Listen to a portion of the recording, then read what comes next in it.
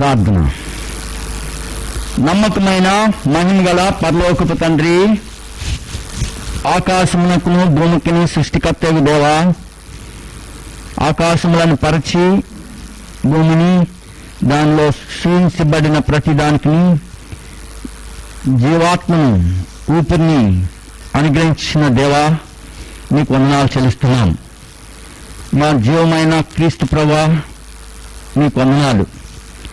ఇంతవరకు మమ్మల్ని భద్రపరిచి ఈ భూమి మీద మాకు ఇచ్చిన జీవిత దినాలన్నిటిని బట్టి ప్రభువానికి స్తోత్రాలు చెల్లిస్తున్నాం.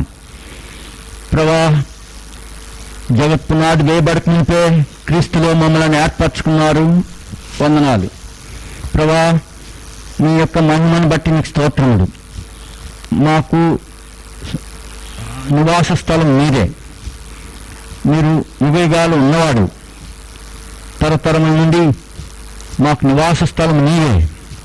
ప్రభు, మమ్మల్ని ఈ భూమి మీదకి ఈ శరీరాల్లో ఈ తరంలో ఉండటానికి ఇచ్చిన జీవిత దినాలన్నిటిని బట్టి మాకు అనుగ్రహించిన శరీరములు, ప్రాణములు, మా యొక్క ఆత్మను బట్టి నీకు స్తోత్రము చెల్లిస్తున్నాం. ప్రభా, భూమి మీద మేము కూడా పరదేశులము, యాత్రికులమని జ్ఞాపకం చేసుకుంటూ పరమునకు వెళ్ళిన మా ప్రభువుని యేసుక్రీస్తు తట్టు చూచుచూ ప్రభా ఎదురు చూస్తున్నాం. దేవా, అబ్రహాం దగ్గరికి వచ్చి అతనితో సహవాసం చేసి అతని యొద్ద నుండి మాట్లాడుట చాలించి పరమునకు మీరు వెళ్ళారు. ప్రభా, మా పితడు అబ్రహాము పరమునకు వెళ్ళిన ప్రభు వైపు చూచుచుండినాడు. ప్రభా, అందుకే పునాదులు గల పట్టణం కొరకు అబ్రహాం ఎదురు చూచుండను. ప్రభా, యాకోబు కూడా అతన్ని దీవించి మీరు పరమునకు వెళ్ళినావు. ప్రభా, నీకు వందనాలు. యాకోబు కూడా పరమునకు వెళ్ళిన ప్రభువును చూడగలిగినాడు.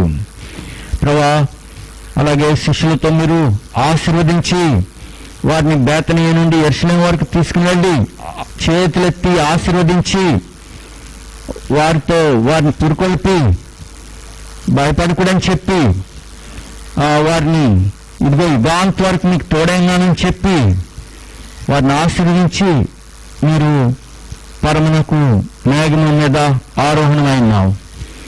ప్రభా, ఏ రీతిగా మీరు ఆరోహణమైనావో ఆ రీతిగానే తిరిగి రాబోతున్నావని నీకు కృతజ్ఞతాస్తుతులు చెల్లిస్తున్నాం. భూమి అంతటను పరిశుద్ధులందరిని బట్టి నీకు వందనాలు. ఇప్పటికే మహిమలో చేర్చుకున్నటువంటి పరిశుద్ధులందరికీ వందనాలు. ప్రభా, మహిమలో ఉన్న పరిశుద్ధులు భూమి అంతటా ప్రతి జాతిలో, ప్రతి భాష మాట్లాడేవారిలో, ప్రతి వంశంలో, ప్రతి జన్మలో నుండి మీరు రక్తమిచ్చి కొనుక్కున్నటువంటి ప్రజలందరితో కలిసి ప్రభా, మేము తండ్రిని ఎదుట మోకరించి ఉన్నాము. తండ్రి అని మొరపెట్టుకునే ధన్యత మాకు ఇచ్చినారు. ప్రభా, యేసుక్రీస్తు ప్రభు నందు మమ్మల్ని అందరినీ సమీపస్తులుగా చేసి ఉన్నావు. ఆయన రక్తం ద్వారా నీకు దగ్గరగా తీసుకుని వచ్చినావు. నీకు కుమారులుగా మమ్మల్ని స్వీకరించి ఉన్నావు. దేవా, నీ కుమారుని మాకు ఇచ్చినావు. నీ అద్వితీయ కుమారుడు మాకు తండ్రి మిమ్మల్ని బయలుపరిచినాడు. అందుకే నీకు స్తోత్రము చెల్లిస్తున్నాం. తండ్రి, ఈ సమయాన్ని మరి ఆరాధించుటకై నీ సన్నిధికి వచ్చినాము. నీ పరిశుద్ధ లేఖనాల ద్వారా మమ్మల్ని ఆదరించి పురుకొల్పి ధైర్యపరిచి దేవా, ఈ సమయాన్ని యథార్థంగా ఆత్మతో సత్యముతో నీ పరిశుద్ధులందరితో కూడా నిన్ను ఆరాధించుటకు మాకు సహాయపడండి. నీ ప్రియకుమారుని మాకు ఇచ్చినావు. అందుకే తండ్రి నీకెంతో వందనాలు. చెప్పసక్యం కాని గొప్ప వరం బట్టి వందనాలు.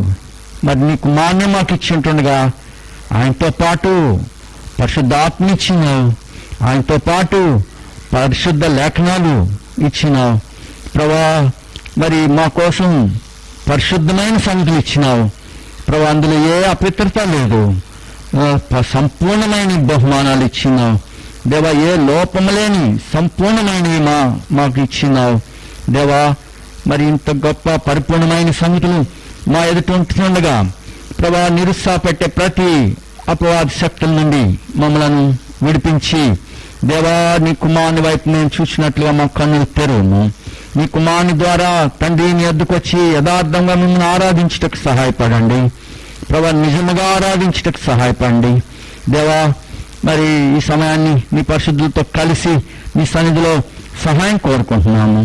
మరి పాట ద్వారా కొన్ని మాటలు నీ వాక్యం ద్వారా ధ్యానించి యథార్థంగా మిమ్మల్ని మా స్థలాల్లో ఉన్నప్పటికీ ప్రభా నీ యొక్క శిలువ రక్తాన్ని బట్టి మేమందరము క్రీస్తు శరీరంలో ఒక్క శరీరంలో మేము సాటి అవయవాలుగా నీ అందు ఏకమైనాము. శిరస్సు అయిన ప్రభా నీ ఆధీనంలో మమ్మల్ని ఉంచము. ఆత్మ సహాయం మాకిమ్ము దేవా. మరి ఏమేమి మాట్లాడవలనో ఆ సంగతులు మా ఎదుటికి తీసుకురాము. వ్యర్థమైన వాటన్నిటి నుంచి మమ్మల్ని కాపాడము. మీకు అప్పగించుకుంటూ ఈ సమయాన్ని హాస్పిటల్స్లో ఉన్నటువంటి మా ప్రియులందరినీ జ్ఞాపం చేస్తున్నాము. వారితో కూడా సన్నిధించండి దేవా. మరెంతో భయంలోనూ అక్కర్లోనూ ఉన్నటువంటి మా ప్రియులైన వారు అందరినీ మీరు కాపాడుతుండండి. మీ శిలువ రక్తం ద్వారా ప్రోక్షించి ప్రతి దోషం నుండి కడిగివేయము. పరిశుద్ధుడవు తండ్రి, మమ్మల్ని పరిశుద్ధపరచము దేవా. సహాయం దయచేయము. ఈ సమయాన్ని పాటల ద్వారా ధ్యానం ద్వారా మీరు మాలు మహింపరచుకొని యేసు ప్రభు వారి నామమున ప్రార్థిస్తున్నాము తండ్రి. ఆమేన్. ఈ సమయాన్ని ఒక పాట పాడుకుంటాం. కొత్త వాటిలో 740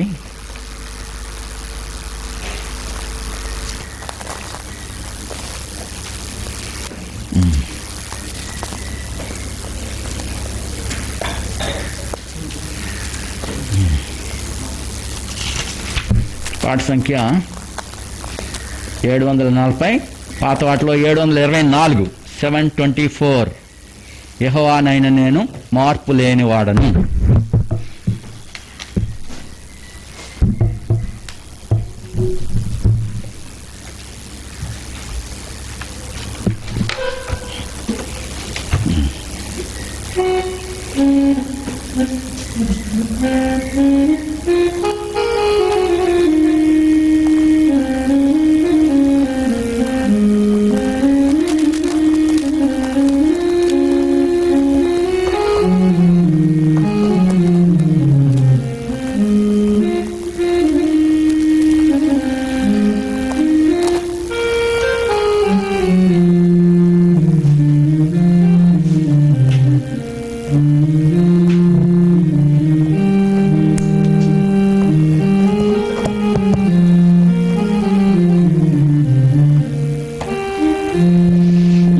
యెహోవానైనా నేను మార్పు లేని వాడనుగాన, యాకోబు సంతతి వారగు మీరు లయము కాలేదు. యాకోబు సంతతి వారగు మీరు లయము కాలేదు. దేవుడెహోవా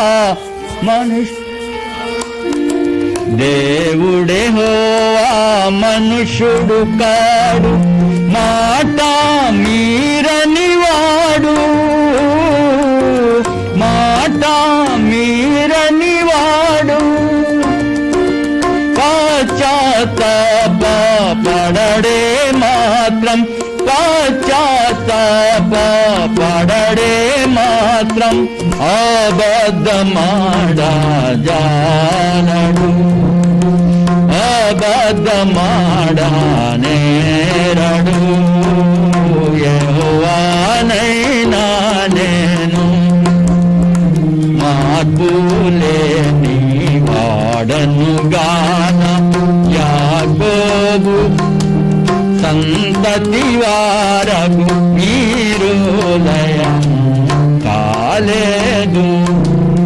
యాకోబు సంతతి వారగు మీరు లయము కాలేదు.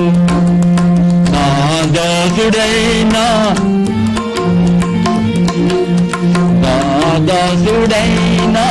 దావీదు నిమిత్తం, నాదు నిమిత్తమును,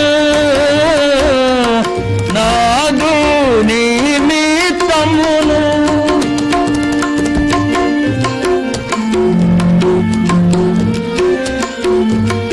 ఈ పట్టణమును కాబడి రక్షించు, తన్ని వారెదుగుదురు వేరు తన్ని వారెదుగుదురు యెహోవానైనా నేను మార్పులేని వాడను గాన యాకోబు సంతతి వారగు మీరు లయము కాలేదు యాకోబు సంతతి వారగు మీరు లయము కాలేదు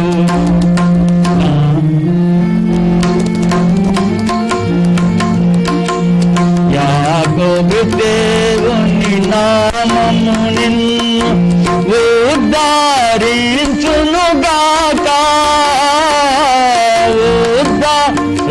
ఉద్ధరించునుగాక ఆపత్కాల మందున నీకు ఆపత్కాల మందున నీకు ఉత్తరము నీచునుగాక ఉత్తరము నీచునుగాక యెహోవానైనా నేను మార్పులేని వాడను గాన యాకోబు సంతతి వారగు మీరు లయము కాలేదు యాకోబు సంతతి వారగు మీరు లయము కాలేదు సైన్యములధిపతి ప్రాచాక్షమై సైన్యములధిపతి తన ప్రజలను విడిపింపా తన ప్రజలను రక్షింపా కిరీటమందలి రాతములావలె కిరీటమందలి రాతములావలె సురక్షితముగా నుండెదరు సురక్షితముగా నుండెదరు యెహోవానైనా నేను మార్పులేని వాడను గాన యాకోబు సంతతి వారగు మీరు లయము కాలేదు యాకోబు సంతతి వారగు మీరు లయము కాలేదు గాలివానకు ఆశ్రయమై గాలివానకు పగటి ఎండకు నీడై పగటి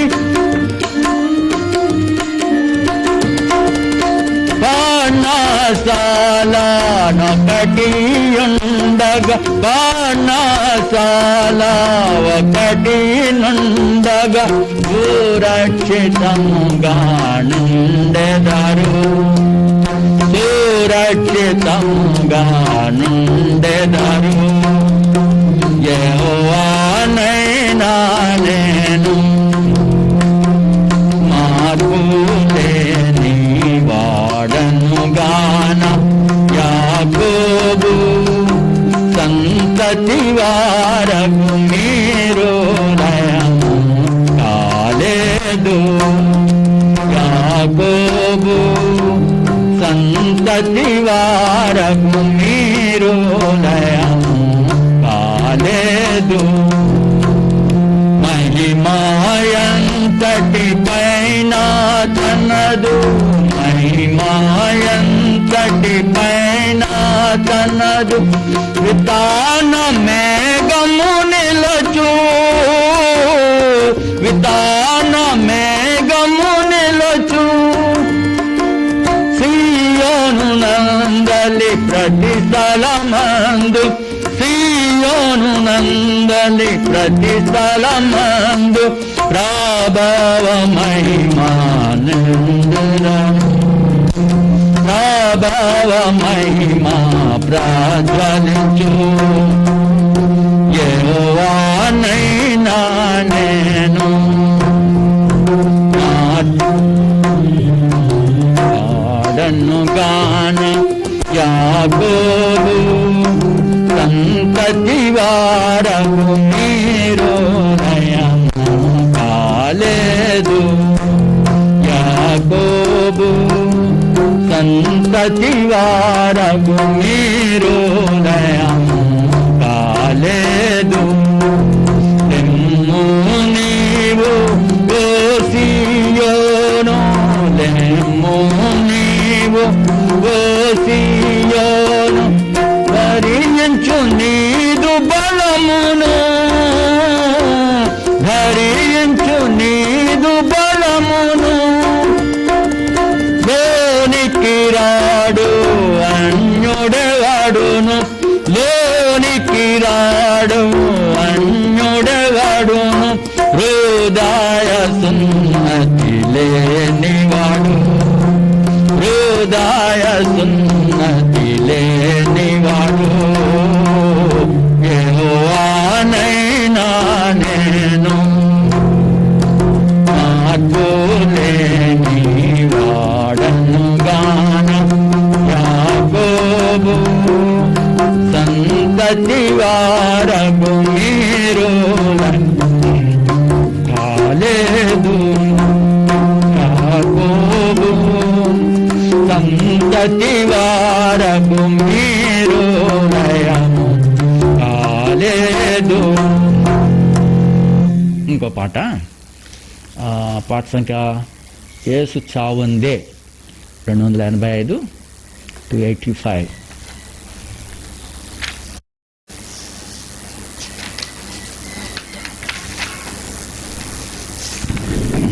పాత వాటిలో 282.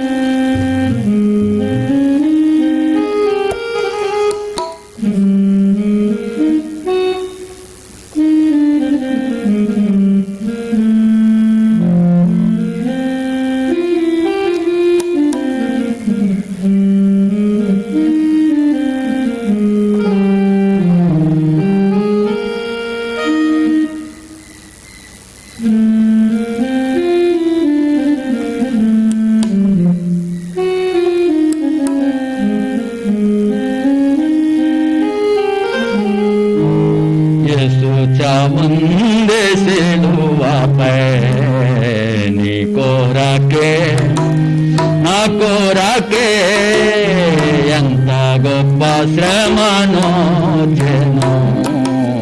నీ కోరకే, నా కోరకే నది వాలే యేసు రక్తము సిలువలో నుండి ప్రవహించే. నది వాలే యేసు రక్తము సిలువలో నుండి ప్రవహించే. పాపము కడిగే తోడిచే, పాపము కడిగే మలినము తోడిచే.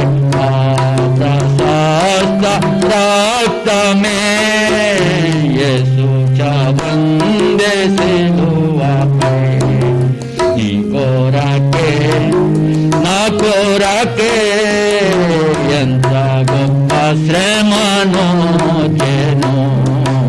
నీ కోరకే, నా కోరకే ఎంత గొప్ప శ్రమను చెను. నీ కోరకే, నా కోరకే నేడే నీ పాపములో పుకో, నీ పాప డాగులు తుడుచుకో.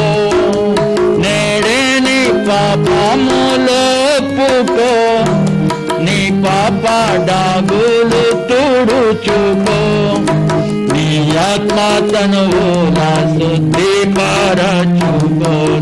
ఆత్మ తనువుల శుద్ధిపరచుకొని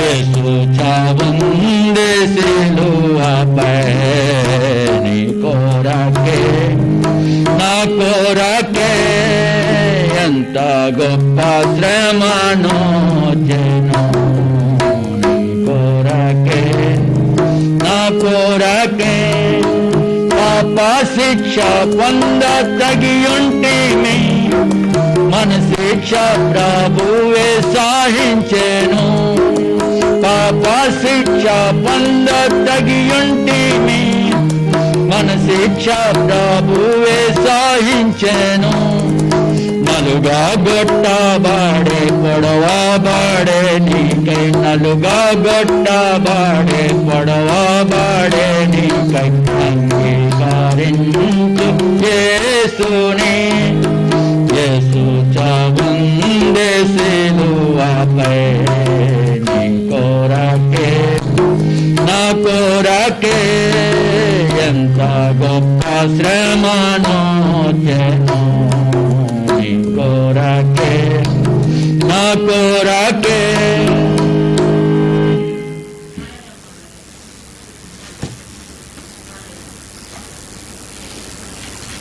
ఈ సమయాన్ని మన ప్రభుని ఆరాధించటకై మన గృహాల్లో ఉండి ప్రభుని ఆరాధించే నిమిత్తం కొన్ని లేఖనాలులో నుండి మనం చూద్దాం.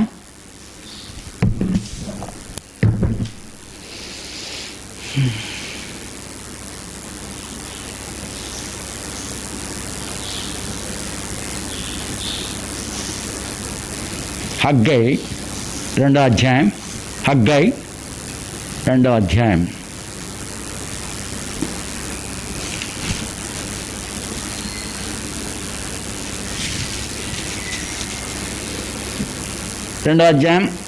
మొదటి వచనం నుంచి కొన్ని వచనాలు చదువుదాం.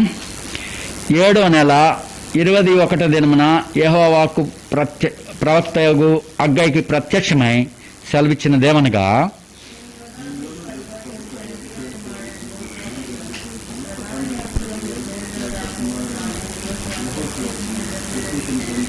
పూర్వకాలమున ఈ మందిరమునకు కలిగిన మహిమను చూసిన వారు మీలో ఉన్నారు కదా. అటువారు ఇది ఎట్టిదిగా కనబడుచున్నది, దానితో ఇది ఎందునను పోలినది కాదని తోచున్నది కదా.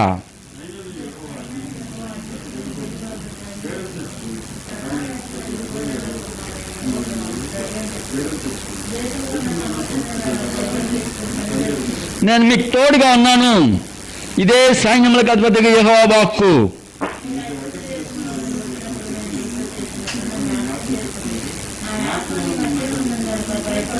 మరియు సైన్యములకు అధిపతిగా యెహోవా సెలవిచ్చిందేమనగా, ఇక కొంతకాలము ఇంకొక మారు ఆకాశమును భూమిని సముద్రమును నేలను నేను కంపింపజేతును.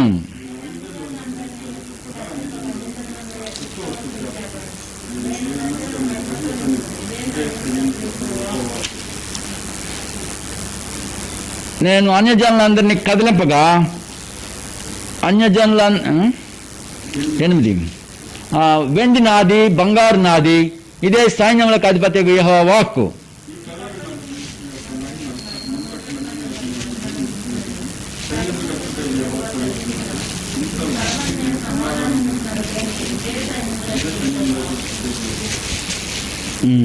ప్రార్థన చేస్తాం.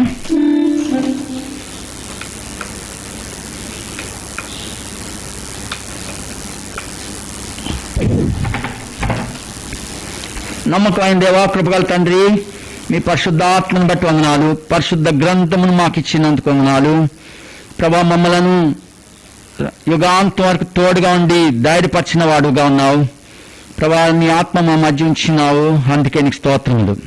ఈ సమయాన చదివిన వాక్య భాగములు మా కొరకు ఆస్వాదించి మేము నిన్ను బట్టి ధైర్యం తెచ్చుకుని ప్రభా నిన్ను నిజముగా ఆరాధించుటకు సహాయపడమని యేసు ప్రభు నామమున ప్రార్థిస్తున్నాం తండ్రి, ఆమేన్.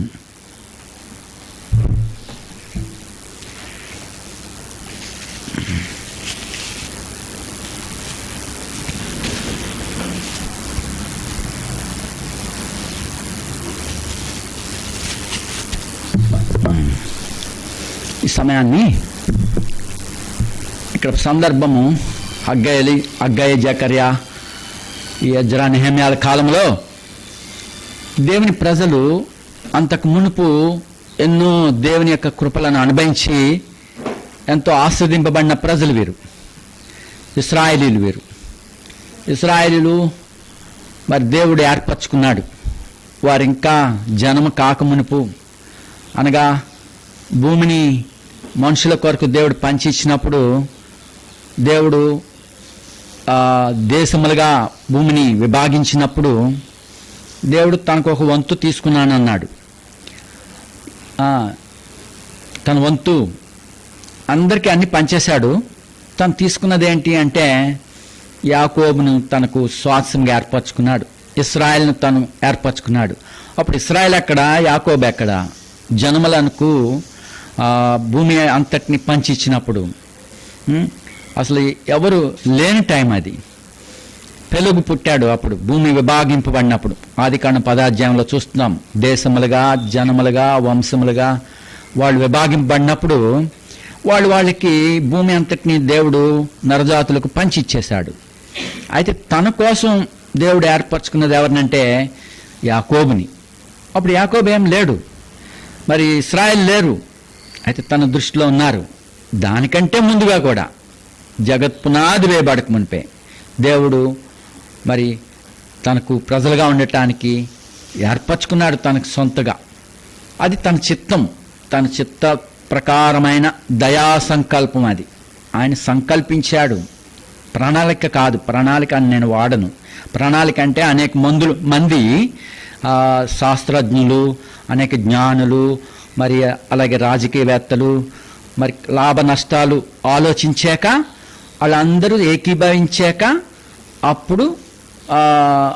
అప్పుడు చేసే కార్యాలని ప్రాజెక్ట్ లేక ఒక ప్రణాళిక. అది దానికి అనేక మంది అనుమతులు కావాలి. అయితే ఇక్కడ దయా సంకల్పం, తన చిత్త ప్రకారమైన దయా సంకల్పం. ఈ వర్డ్ బైబిల్లో చాలా మంచిగా అనిపిస్తుంది. ప్రణాళిక అనేది మరి ప్రజల యొక్క అభిప్రాయాలు, అనేక జ్ఞానుల యొక్క అభిప్రాయాలు. కానీ ఇక్కడ దేవుడు తన సొంతంగా తన చిత్త ప్రకారమైన సంకల్పం చొప్పున మరి ప్రేమ చేత క్రీస్తులో మనలను ముందుగా ఏర్పరచుకున్నాడు. ఎప్పుడు ఏర్పరచుకున్నాడు? జగత్ వేయబడక మునిపే. మరి ఆయన మనకు నిరంతరము, అనగా తరతరాల నుండి మనకు నివాస స్థలం ఆయనే. అది మోషే అంటున్నాడు, తరతరముల నుండి నీవే మా నివాస స్థలం అని. అంతేకాదు, ఆ నివాస స్థలం ఎప్పటి నుంచి ఉన్నది? ఆకాశం లేకమునిపే, భూమి లేకమునిపే, పర్వతాలు లేకమునిపే ఆ నివాసం ఉన్నది.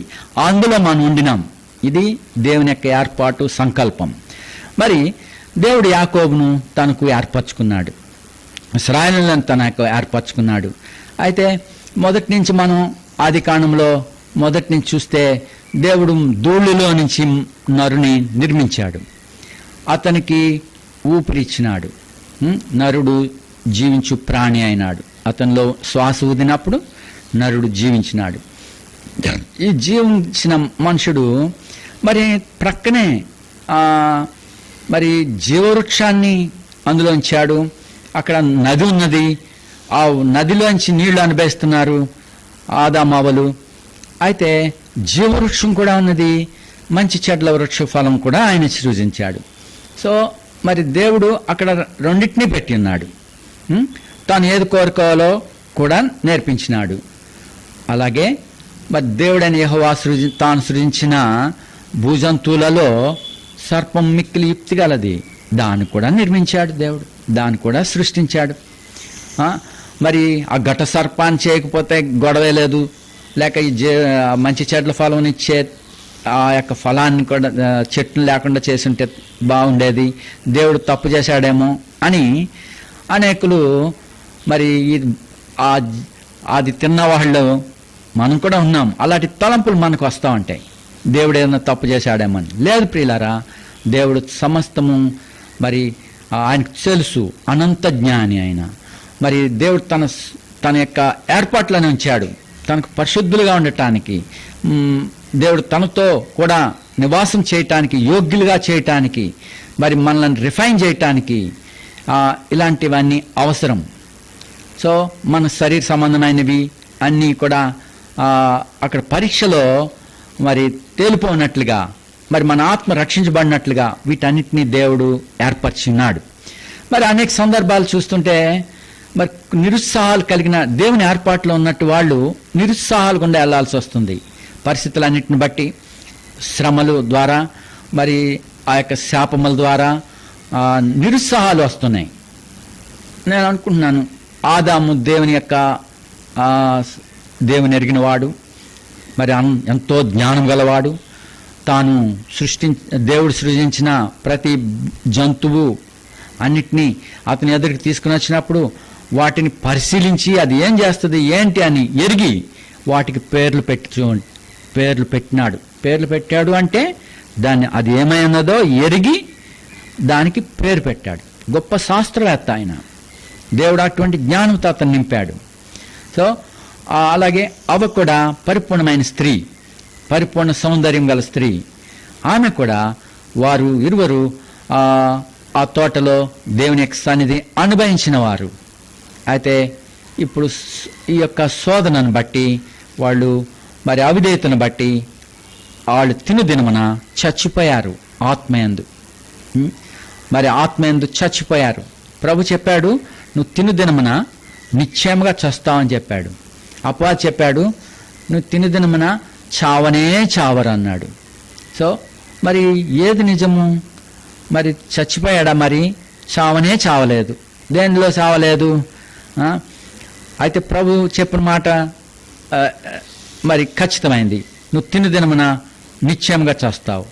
సో అతడు ఆత్మయందు చనిపోయాడు. దేవుని మాట యథార్థమైందే. మరి అంతేకాదు, అపవాది చెప్పినట్టుగా మీరు చావలేదు. అయితే శరీరాన్ని బట్టి చచ్చిపోయంటే అలా పడి ఉండాలా, డెడ్ బాడీస్ అక్కడ పడి ఉండాలా, కానీ అలా లేదు. మరి అపవాది భౌతికంగా చూపిస్తున్నాడు, పరిస్థితులు చూపిస్తున్నాడు, చావలేదు. కానీ దేవుడు మరి ఆత్మీయంగా చచ్చిపోయిన వాడిని ఏం చేయగలడు? మరి చచ్చిపోతే మరి మాట్లాడినా వినరు, మరి స్పర్శి తట్టినా లేవరు కదా మరణం అంటే. అయితే వారు ఎలా బతికినారు? ఆదాము ఎలా బ్రతికినాడు? ఆదామును దేవుడు పిలిచినాడు. సో దేవుని మాట అతన్ని రివోక్ చేసింది.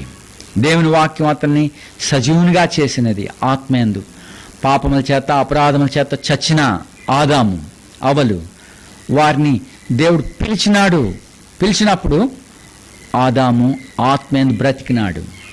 మరి అప్పుడు అడిగినాడు, నేను తినవద్దని చెప్పిన ఫలాన్ని తిన్నావా? అది ఒప్పుకునేలాగా అడుగుతున్నాడు. అది కూడా చల్లని పూట.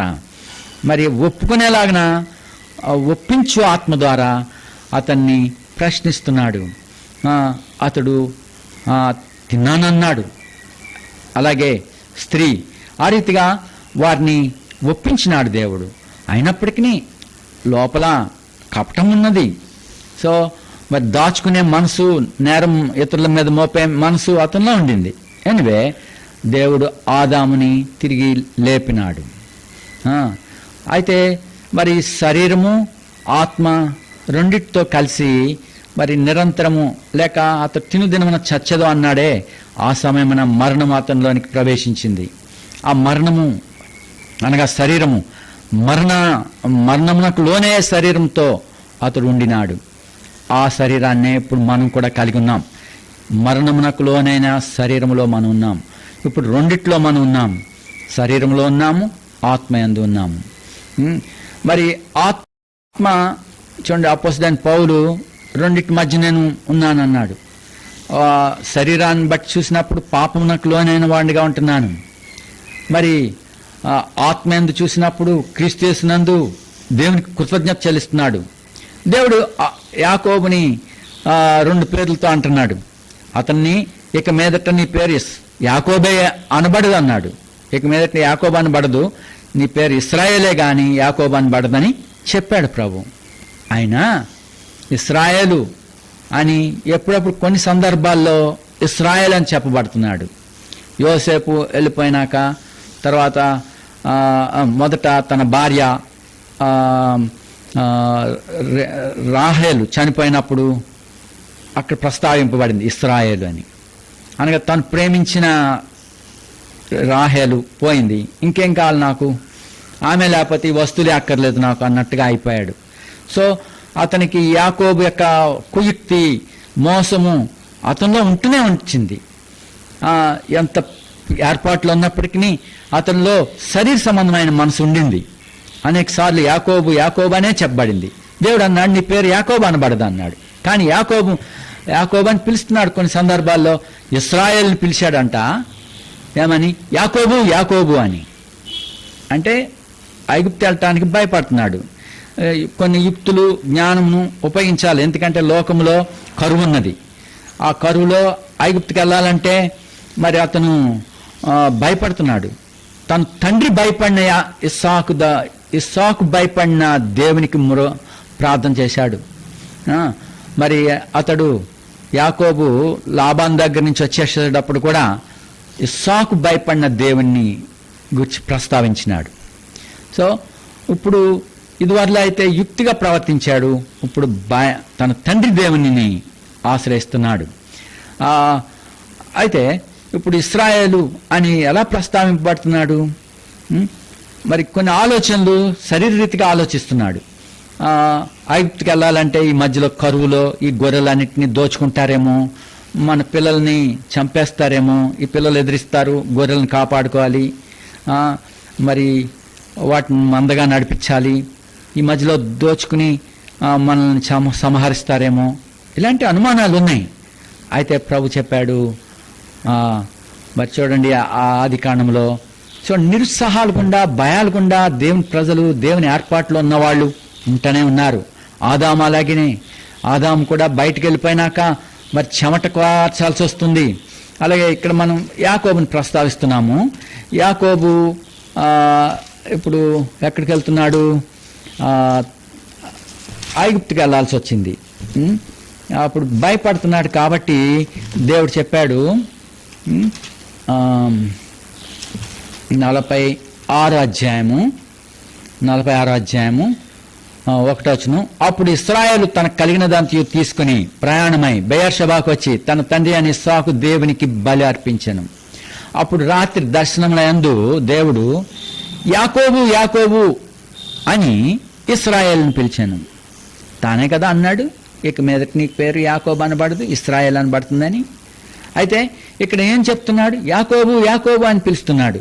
ఎందుకు? ఎవరిని పిలుస్తున్నాడు? ఇశ్రాయేల్ని, తనలో ఉన్న ఆస్వాదింపబడిన వాడిని, తన్నును చూచిన వాణిని. పెనుయేల్లో ప్రభుని చూశాడు. పెనుయేలు అనగా దేవుని ముఖం, దేవుని ముఖాన్ని చూసిన వాడు ఇశ్రాయేలు. దేవుడు ఎలా ఉన్నాడు? తన ముఖాన్ని చూసేటి వాళ్ళు తనను పోలిన వారే. మనం ప్రభు ముఖాన్ని చూస్తే ప్రభుని పోలిన వారుగా ఉంటాం. మరి అదే అన్నాడు 24వ కీర్తనలో, తనను ఆశ్రయించువారు. 24వ కీర్తన చూడండి, యాకోబు దేవుని ముఖాన్ని చూశాడు. 24లో కీర్తన 24 ఇక్కడ పరిశుద్ధ ప్రభు మరి ఆయన సన్నిధిలో ఎవడు నిలవగలడు? అయితే ఇక్కడ ఎవడు నిర్దోషంగా ఉంటాడు? యాకోబు అయితే కపటం గలవాడే, మోసగాడే. చూడండి 3వ వచనం చదువుతాను. యెహోవా పర్వతం నాకు ఎక్కదగిన వాడెవడు? ఆయన పరిశుద్ధ స్థలములో నిలవదగిన వాడెవడు? వ్యర్థమైన దాని యందు మనసు పెట్టకయు, కపటముగా ప్రమాణం చేయకయు, నిర్దోషమైన చేతులను శుద్ధమైన హృదయమును కలిగి ఉండువాడే. ఎవడున్నాడు? ఏ భేదము లేదు, అందరినూ పాపం చేసిన వారే, యూదులైనను అన్యజనులైనను. రోమంలో అంటున్నాడు, మొదట యూదులు సత్క్రియను ఓపికగా చేసేవాళ్ళు మరి ప్రతిఫలం పొందుతారు. అందులో ఫస్ట్ యూదులు, తర్వాత అన్యజనులు. విశ్వసించే ప్రతివాడికి మరి నీతి కలుగుతుంది. అది మొదట యూదులు, ఫస్ట్ ఛాన్స్ యూదులు, తర్వాత అన్యజనులు. సో అయితే ఎవరైనాను సరే, యూదులైనను అన్యజనులైనను మరి అందరినూ పాపం చేసిన వారే. అయితే మరి ఇలాగనే ఎవరున్నారు? వ్యర్థమైన దాని మీద మనసు పెట్టకుండా, కపటము లేకుండా ప్రమాణం చేసేటి వాళ్ళు, నిర్దోషమైన చేతులు, శుద్ధమైన హృదయం గలవారు ఎవరినూ లేదు, ఏ భేదం లేదు, అందరిని పాపం చేసి దేవుడు అనుగ్రహించి మహిమను పొందలేకపోతున్నారు. సో అయితే విశ్వసించేటి వాళ్ళు మొదటి యూదులు అన్యజనులు కూడా మరి వాళ్ళు నీతిమంతులుగా చేయబడుతున్నారు. ఇక్కడ చూడండి, వాడు యెహోవా వలన ఆశీర్వాదమునందును.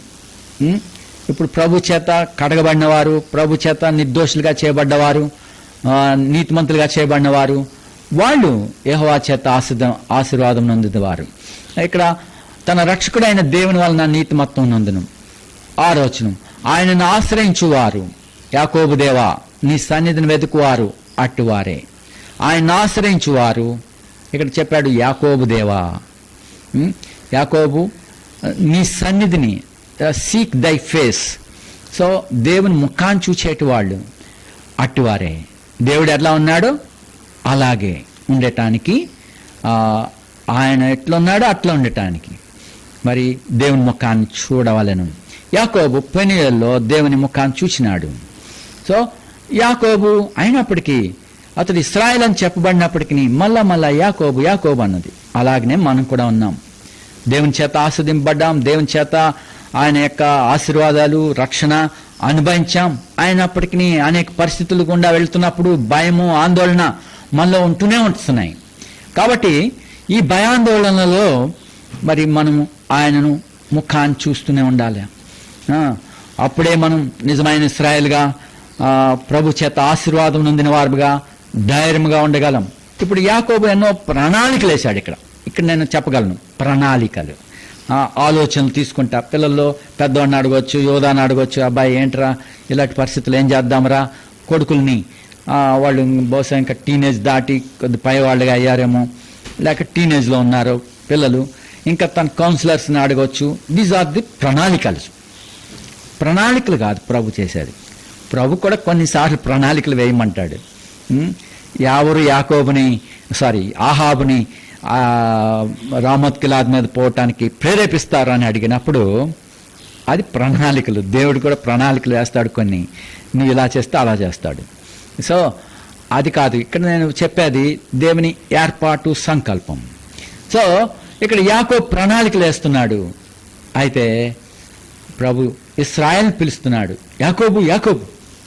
అది షాకింగ్ లా ఉంది. అంటే ఏదో పరాగ్గా ఉన్నప్పుడు, కంగారుగా ఉన్నప్పుడు 2 సార్లు పిలుస్తారు. మామూలుగా దగ్గరగా అంటే యాకోబు అని పిలవచ్చు. కానీ యాకోబు యొక్క దృష్టి, ఆలోచన, తలంపులు అనేక విధాలుగా ఉన్నాయి కాబట్టి అందుకే ప్రభు యాకోబు యాకోబు అని మేల్కొల్పుతున్నట్టుగా ఉన్నది.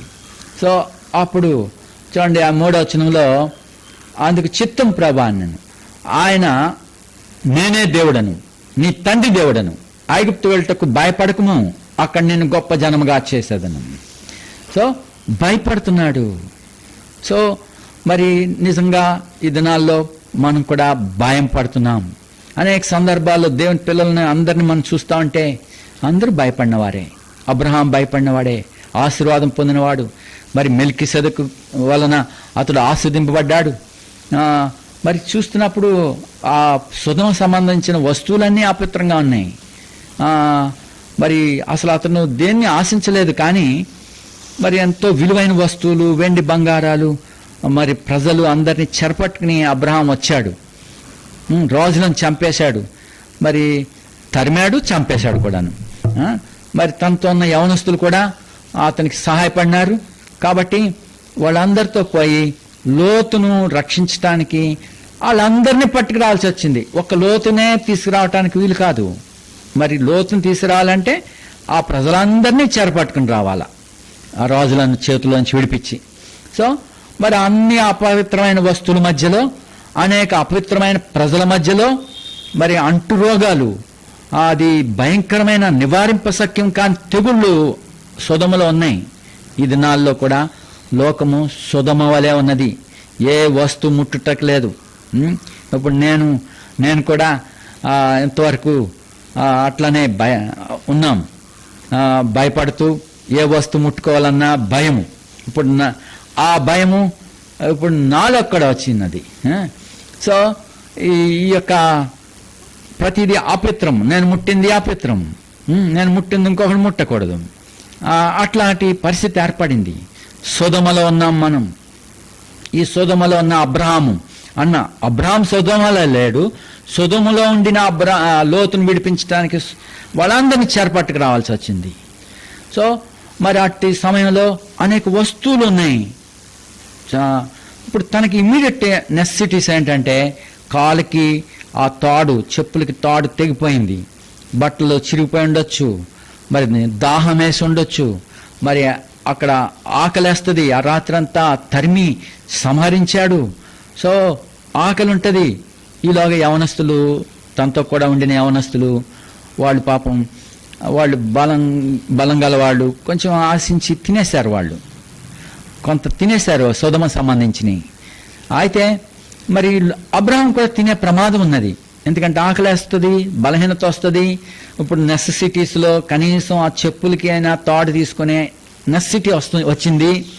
అయితే అటువంటి ప్రమాదం నుంచి తప్పించడానికి ఒక యాజకుడు, మెల్కీసెదెకు, ఆ దేవుని యాజకుడు, సర్వోన్నతులకు దేవుని యాజకుడు, ఆకాశానికి భూమికి సృష్టికర్తయాగు దేవుని యాజకుడు, ప్రధాన యాజకుడు, అట్టి ఆయన అబ్రాహాముని కలుసుకున్నాడు, ఎదురొచ్చినాడు.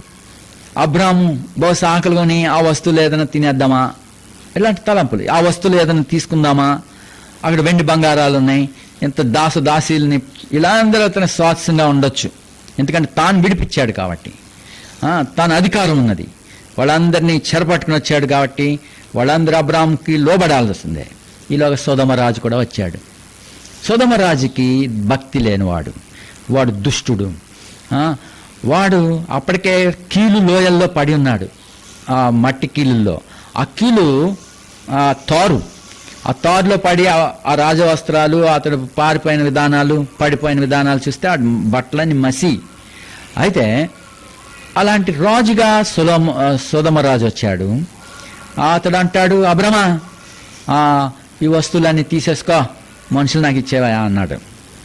అప్పుడు అబ్రహాము ఆ యాజకుడు వైపు చూసినాడు. ఆ యాజకుడు ఇప్పటికే బలపరిచాడు, రొట్టెయు ద్రాక్షారసం ఇచ్చాడు అతనికి. సో దేవుని వలన బలం నొందినాడు అబ్రహాం. ఆ సొదొమ వస్తువుల ద్వారా బలం కాదు. ప్రియులారా, మనం కూడా ఈ దినాల్లో మన ప్రధాన యాజకుని వైపు మనం చూడాలా. మన కొరకు ప్రాయచిత్తం చేయుచున్నవాడు, పరలోకమందును భూమి మీదను సర్వాధికారం గలవాడు, మృతుల్లో నుండి లేచినవాడు, మరి దేవుడు ఆయన కుడిపార్శ్వన కూర్చోబెట్టుకున్నాడు. మెల్కీసెదెకు క్రమం చొప్పున నిరంతరం యాజకుడిగా ఉన్నాడు మన ప్రభువైన యేసుక్రీస్తు. ఆయన మన దోషములన్నింటినీ పరిహరించేవాడు. ఇప్పుడు ఉన్న పరిస్థితిని బట్టి చూస్తే ఈ లోకంలో ఇంక నాకు ఏది వద్దన్నట్టుగా ఉన్నారు ప్రజలు. దేవుని బిడ్డలుగా మనము అది సంపాదించాలి, ఇది సంపాదించాలి, ఆ సైట్ కావాలి, ఈ భూమి కావాలి, లేక ఆ బంగారం వస్తువు కావాలి, లేక ఆ వెండి కావాలి అని క్రేజీ పడుతూ ఉండేన వాళ్ళమే. ఎందుకంటే ఆశ లేదని చెప్పవద్దు, అందరికీ లోకంలో ఆశలు ఉన్నాయి. ప్రభు కానీ ఇప్పుడే వస్తానంటే ఇంకా మన ఆశలు తీరలేదు కాబట్టి ప్రభు అప్పుడే వద్దు అన్నట్టుగా ఉన్నాం యథార్థంగా. అయితే ఇప్పుడు ఏ పరిస్థితి ఏర్పడిందంటే ఇంకా ఏది మాకు అక్కర్లేదు అన్నట్టుగా ఉంది. కాబట్టి అబ్రహాము తన ఎదుట ప్రధాన యాజకుని కలిగి ఉన్నాడు. సో అతడు ప్రభు చేత పరిశుద్ధపరచబడ్డాడు. అతని మీద రక్తం ఒలికి ఉండొచ్చు, ఆ ఇన్ఫెక్టెడ్ బ్లడ్.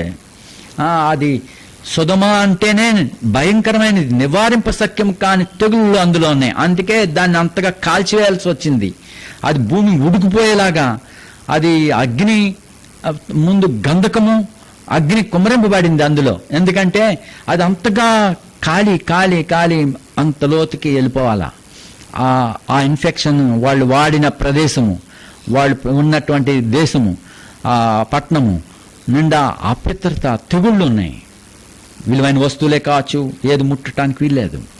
అటువంటి పరిస్థితుల్లో అబ్రహాం వచ్చాడు కాబట్టి అతను మరి ఆ సమయంలో మరి అటు ప్రమాదంలో పడిపోకుండా దేవుడు అతన్ని కాపాడాడు.